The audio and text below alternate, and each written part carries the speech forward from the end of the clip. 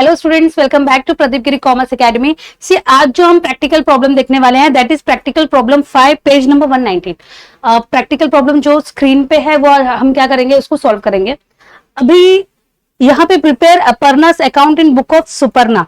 सी हमें क्या करना है, अपर्णा का अकाउंट बनाना है, अपर्णा का लेजर अकाउंट बनाना है इन बुक्स ऑफ सुपर्णा। अभी हम क्या करेंगे, जल्दी जल्दी हम इसे स्टार्ट करेंगे। मैंने मेरा फॉर्मेट रेडी रखा है, यहाँ पे सिर्फ अपर्णा का अकाउंट दिखाना है, इसके लिए मैंने सिर्फ अपर्णा का लेजर अकाउंट बना के रखा हुआ है। ओके, अभी फर्स्ट जो है 2019 Jan 1 balance due from Aparna 60,000। सी सबसे पहला जो है ये बैलेंस है, ये प्रीवियस बैलेंस है। तो अगर प्रीवियस बैलेंस है तो हमें क्या करना है, ब्रॉट डाउन करना है। अभी ये बैलेंस क्या है, बैलेंस ड्यू फ्रॉम अपर्णा। ये बैलेंस किसके ऊपर है, अपर्णा के ऊपर है, एंड अपर्णा का अकाउंट है। तो क्या होगा, टू बैलेंस बीडी। तो जो प्रीवियस बैलेंस है सबसे पहले हम उसे क्या करेंगे, ब्रॉट डाउन करेंगे। 2009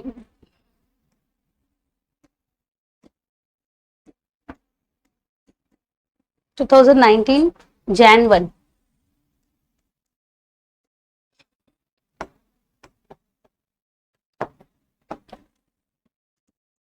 टू बैलेंस ब्रॉट डाउन कितना है, 60,000। सी सबसे पहला जो बैलेंस है हमने इससे क्या किया, ब्रॉट डाउन किया है टू बैलेंस बीडी 60,000। अभी नेक्स्ट जो ट्रांजेक्शन है, नेक्स्ट ट्रांजेक्शन क्या है, sold goods to Aparna 15,000 at 10% trade discount. Sold goods to Aparna, आपने अपर्णा को गुड्स सेल किया है। अभी हम जो है, हम किसकी बुक मेंटेन कर रहे हैं, सुपर्णा की बुक मेंटेन कर रहे हैं। सुपर्णा की बुक में हम किसका अकाउंट दिखा रहे हैं, अपर्णा का अकाउंट दिखा रहे हैं। तो हमने क्या किया है, अपर्णा को गुड्स सेल किया है, sold goods to Aparna 15,000 at 10% trade discount. तो सबसे पहला हमें क्या करना है, ट्रेड डिस्काउंट को डिडक्ट करना है। ट्रेड डिस्काउंट डिडक्ट होने के बाद हमारा अमाउंट कितना हो जाएगा, 13,500। ओके, तो एंट्री क्या होगी, एंट्री होगी Aparna account debit to sales, Aparna account debit to sales account. अभी इस पर्टिकुलर एंट्री में, इस पर्टिकुलर जर्नल एंट्री में अपर्णा क्या हो रही है, डेबिट हो रही है। अपर्णा डेबिट हो रही है तो we are going to write it in debit column. जब जब अपर्णा डेबिट होगी हम डेबिट में लिखेंगे, जब जब अपर्णा क्रेडिट होगी हम क्या करेंगे, क्रेडिट में लिखेंगे। तो अपर्णा डेबिट हो रही है तो we are going to write it on debit side to sales account. कितना है, 13,500। अपर्णा डेबिट हुई है, हम डेबिट में लिखेंगे। अपर्णा क्रेडिट हो रही है, हम क्रेडिट में लिखेंगे। तो अपर्णा यहाँ पे डेबिट हो रही है, अपर्णा डेबिट टू सेल्स। किसको डेबिट हुई है, सेल्स को। तो हमने क्या किया है, सेल्स अकाउंट डेबिट में लिखा है to sales account 13,500। Okay, next see अभी कुछ कुछ आपको मतलब कहीं आपको ऐसा लगेगा कि जो डेबिट में है वो क्रेडिट में लिखना है, जो क्रेडिट में है वो डेबिट में लिखना है। जैसे अभी यहाँ पे सेल्स जो है ये क्रेडिट में लिखा है, बट हमने क्या किया, अपर्णा के अकाउंट में डेबिट में लिखा है। तो आप ऐसा सोचोगे कि जो डेबिट में है उसको क्रेडिट में करना है, क्रेडिट में है तो उसको डेबिट में करना है।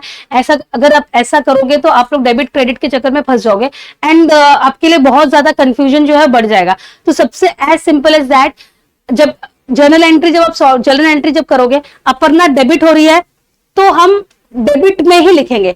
जब जब अपर्णा डेबिट होगी हम डेबिट में लिखेंगे, जब वो क्रेडिट होगी तो हम क्रेडिट में लिखेंगे।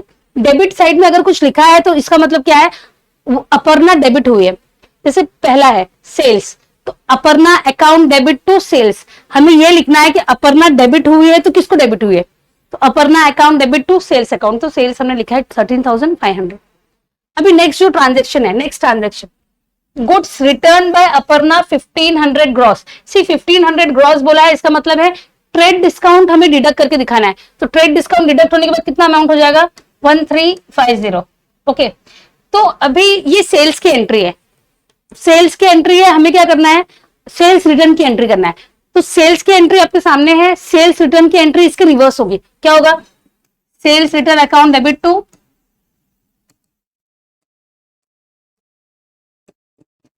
अपर्णा, कितना है, 13,350। अभी इस ट्रांजेक्शन में अपर्णा क्या हो रही है, क्रेडिट हो रही है। अपर्णा क्रेडिट हो रही है, हम क्रेडिट में लिखेंगे।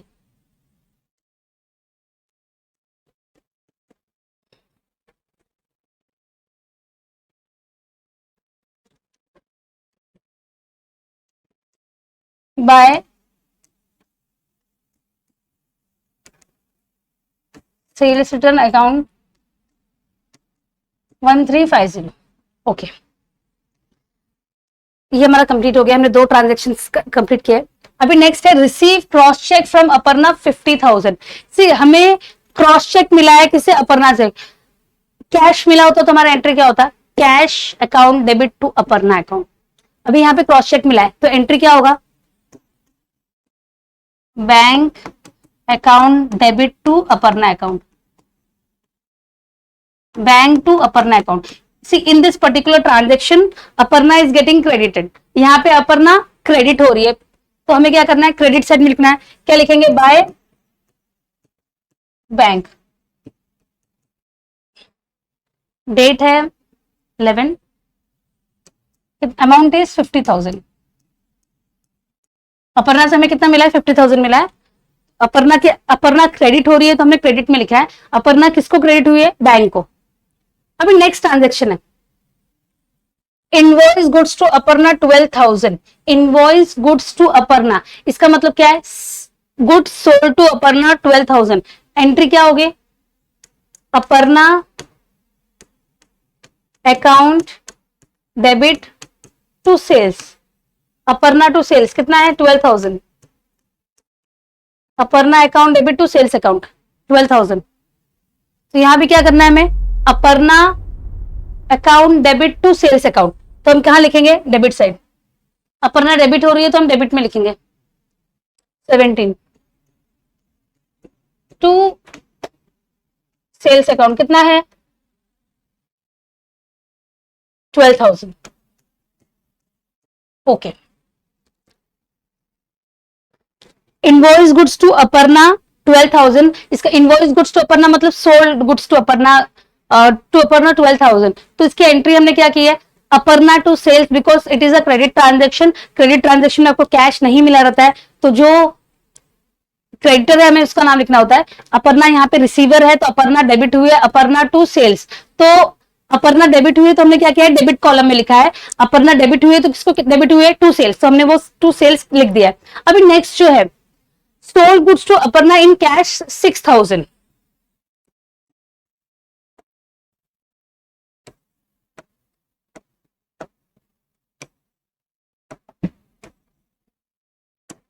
Sold goods to Aparna in cash 6,000। Entry क्या है, cash account debit to Aparna account, cash to Aparna. अब sold goods to Aparna in cash, तो एंट्री हमारा क्या है, cash account debit to sales 6,000। अभी इस पर्टिकुलर ट्रांजेक्शन में, इस पर्टिकुलर एंट्री में अपर्णा का नाम नहीं है। अभी अगर अपर्णा का नाम नहीं है तो we are not going to write it in books of, in ledger book. यहां पे नाम नहीं है तो लेजर अकाउंट में हम उसको नहीं शो करेंगे, बिकॉज अपर्णा का लेजर अकाउंट है, जहां पे अपर्णा का नाम मेंशन होगा वो हमें क्या करना है, शो करना है। तो यहाँ पे इस ट्रांजेक्शन में हम क्या करेंगे, इस ट्रांजेक्शन को हम अपर्णा की बुक में नहीं दिखाएंगे। अभी नेक्स्ट है,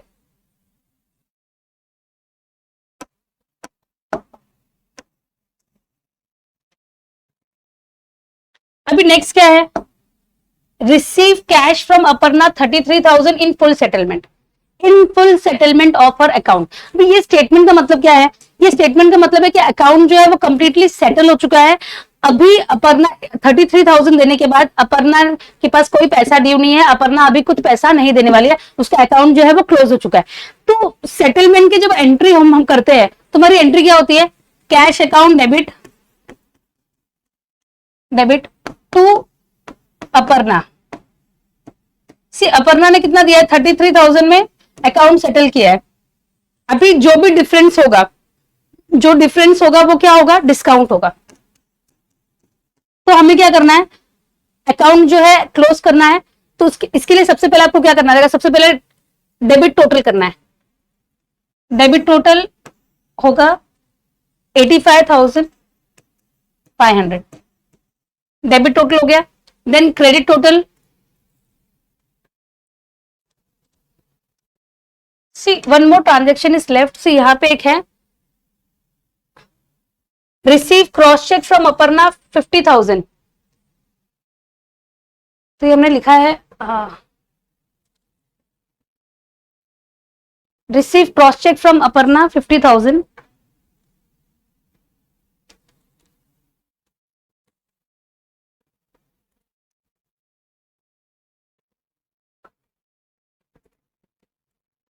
हाँ, लास्ट वाला जो है, receive cash from Aparna 33,000 in full settlement. अभी अपर्णा से आपको कितना मिला है? 33,000 इन फुल सेटलमेंट मिला है। तो ये हम क्या करेंगे? बाय रिसीव कैश मिला है, राइट, बाय कैश अकाउंट कितना कैश मिला है? 33,000।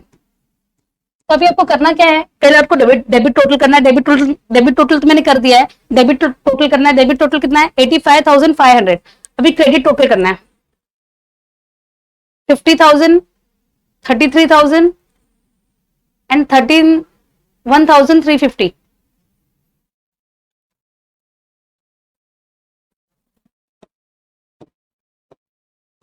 85,500। तो जब आप क्रेडिट टोटल करोगे तो आपको क्या करना है? डेबिट टोटल में से क्रेडिट टोटल लेस करना है। अभी यहाँ पे आपको डिफरेंस मिलेगा 1150। तो ये अमाउंट क्या है? ये डिस्काउंट है, बाय डिस्काउंट।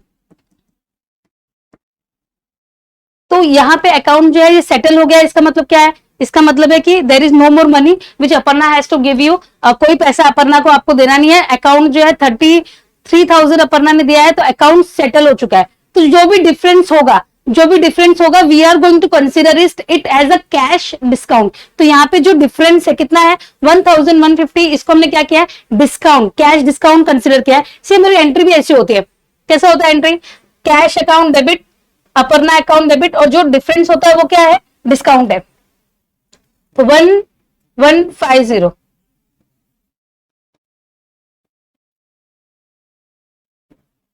तो आपको अपर्णा से लेना कितना था? 43।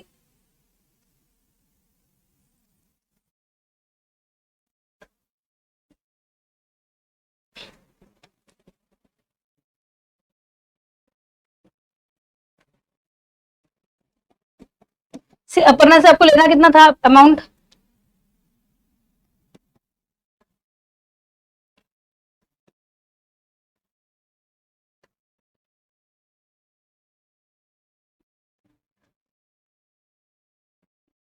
34,150 आपको अपर्णा से लेना था। और आपको मिला कितना है? 33,000 मिला है। तो इसका मतलब क्या है? 1,150 क्या है? डिस्काउंट है। तो ये जब भी फुल सेटलमेंट का जब एंट्री होता है तो इसका मतलब क्या है? जो डिफरेंस होता है वो हमें कैश डिस्काउंट कंसिडर करना पड़ता है। यहां भी सेम है। यहाँ पे जो लास्ट स्टेटमेंट है, receive cash from Aparna 33,000 in full settlement of her account. In full settlement मतलब अकाउंट जो है वो क्लोज करना है एंड उसके बाद कोई अमाउंट ड्यू नहीं है। तो जो डिफरेंस है वो क्या है? जो डिफरेंस है वो क्या है? डिस्काउंट है। तो ये डिस्काउंट होने के बाद ये दोनों जो अकाउंट मतलब जो दोनों है, debit total and credit total, ये इक्वल हो गया। इसका मतलब ये अकाउंट क्या है? सेटल्ड है। यहाँ पे किसी तरह का बैलेंस नहीं है। तो हमारा जो प्रैक्टिकल प्रॉब्लम 5 है ये कंप्लीट हो गया है। नेक्स्ट टाइम हम एक दूसरा प्रैक्टिकल प्रॉब्लम क्या करेंगे? ट्राई करेंगे। Okay, thank you.